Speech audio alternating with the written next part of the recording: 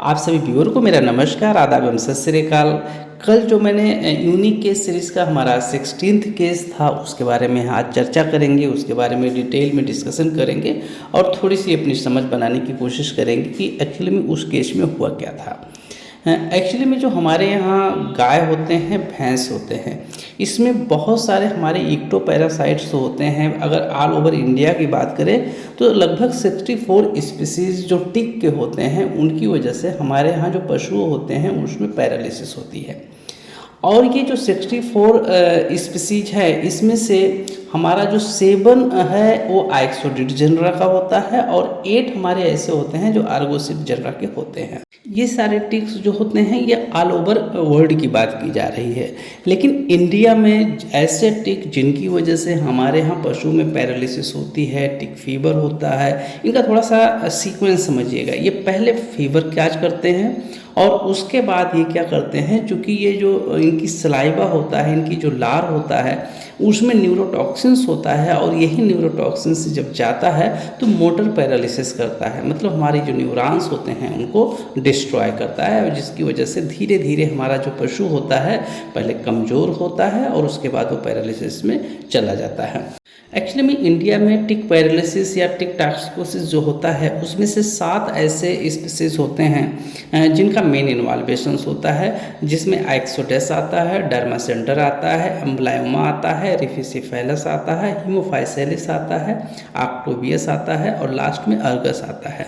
ये सारे टिक अगर हमारे एनिमल के ऊपर लगे होते हैं तो उसकी वजह से जो हमारा एनिमल होता है पहले एकदम कमज़ोर होता चला जाता है, चारा बंद कर देता है और उसके बाद वो पैरालिसिस में जाने लगता है। एक्चुअली में टिक टॉक्सिकोसिस या टिक पैरालिसिस जो होता है, इसमें उस एनिमल का जो सीवियरिटी है इस बात से बिल्कुल नहीं डिसाइड कर सकते हैं कि एक्चुअली में टिक का साइज क्या है, टिक का नंबर क्या है या कितने समय से उसमें अटैचमेंट है, बल्कि उसकी जो सीवियरिटी होती है वो इस बात पे डिपेंड करता है कि जो टिक है जो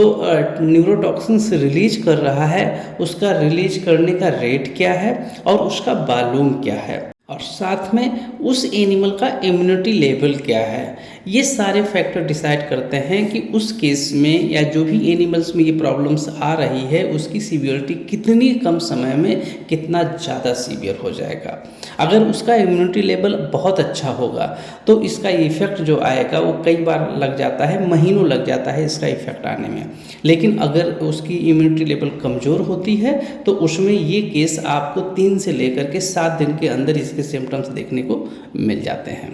अब ये जो अलग अलग टिक होते हैं, ये जो न्यूरोटॉक्सिन्स रिलीज करते हैं, इनका जो नेचर होता है ये भी कई तरह का होता है। कई बार क्या होते हैं ये स्पेसिफिक आर्गन्स को पैरालाइज करते हैं और कई बार क्या करते हैं ये जनरलाइज पैरालिसिस में ले जाते हैं एनिमल को।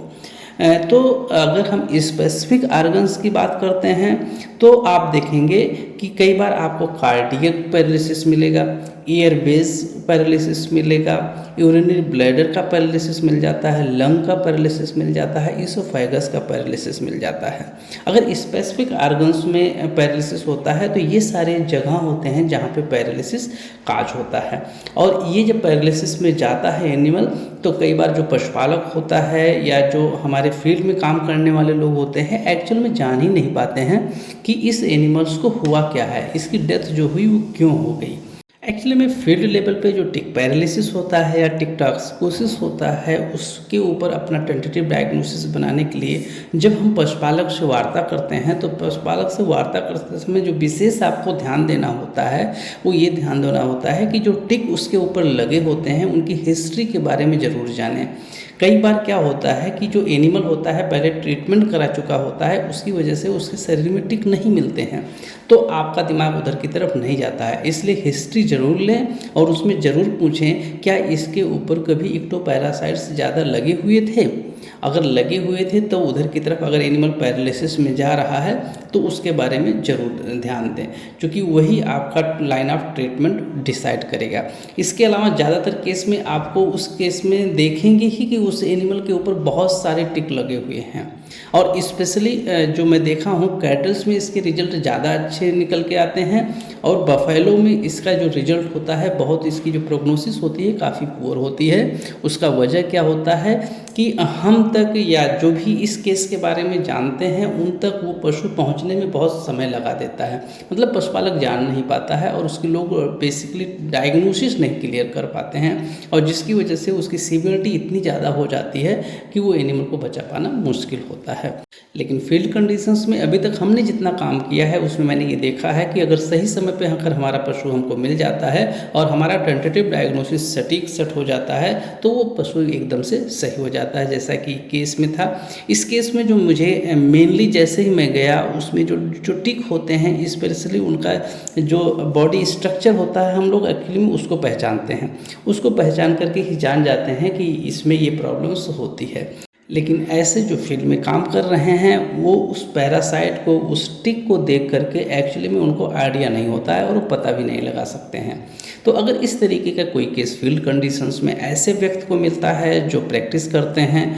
उनको अगर समझ में ना आए तो ऐसे केस आप अपने यहाँ जो भी पशु चिकित्सक होते हैं उनके ट्रांसफ़र करें, और ताकि उस पशु को समय पर बचाया जा सके। अगर किसी भी एनिमल टिक टॉक्सिकोसिस या टिक्स पैरालिसिस होता है तो ज़्यादातर केस में मैंने देखा है सबसे पहले एनिमल हाइंड लिम्ब जो उसका होता है वो पैरालिसिस में जाता है, फिर फोर लिम्ब पैरालिसिस में जाता है, और उसके बाद पूरी की पूरी बॉडी उसकी पैरालिसिस में जाती है। लेकिन इसके अलावा अगर इसोफेगस में पैरालिसिस होने लगती है तो उसको देखेंगे खाने में समस्या होने लगती है।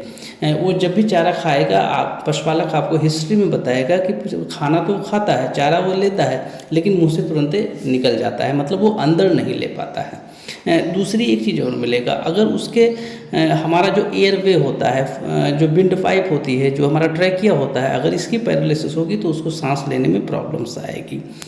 एक चीज़ और देखेंगे, अगर ब्लैडर में पैरालिसिस होगी तो वो एनिमल पेशाब नहीं कर पाएगा। इसके अलावा अगर लंग में पैरालिसिस होती है तो उस कंडीशंस में वो एनिमल बहुत ज़्यादा बेचैनी महसूस करेगा और उसको सांस लेने में प्रॉब्लम्स बहुत ज़्यादा महसूस होगी। तो इस तरीके से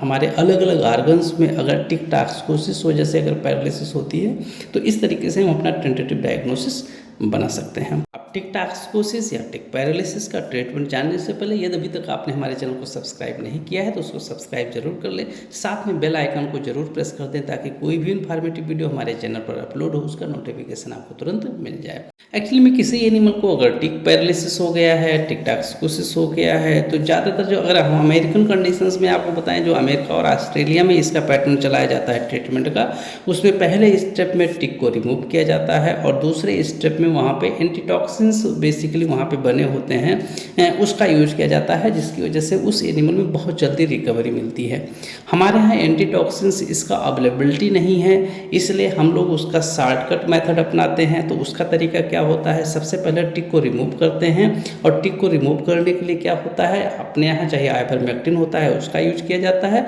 या डोरामेक्टिन होता है उसका यूज किया जाता है। उसके बॉडी वेट के अनुसार जो डोज बनता है वो आपको यूज करना होता है। इसके अलावा जो उसके ब्लड में टॉक्सिन्स रिलीज हुआ है उसको रिमूव करने के लिए हम लोग क्या करते हैं कि नॉर्मल सलाइन ज़्यादा से ज़्यादा मात्रा में उसको चढ़ाते हैं, और नॉर्मल सलाइन चढ़ाने के बाद फिर उस एनिमल्स में लैसिक्स का यूज किया जाता है। और लैसिक्स का यूज करने का सिर्फ इतना उद्देश्य होता है ताकि यूरिनेशन बहुत ज़्यादा हो, और जितना ज़्यादा यूरिनेशन होगा उतना ज़्यादा जो टॉक्सिन्स उसके बॉडी में है वो यूरिन के माध्यम से बाहर चला जाएगा और एनिमल को हमारे आराम मिल जाएगा। तो यही प्रोसेस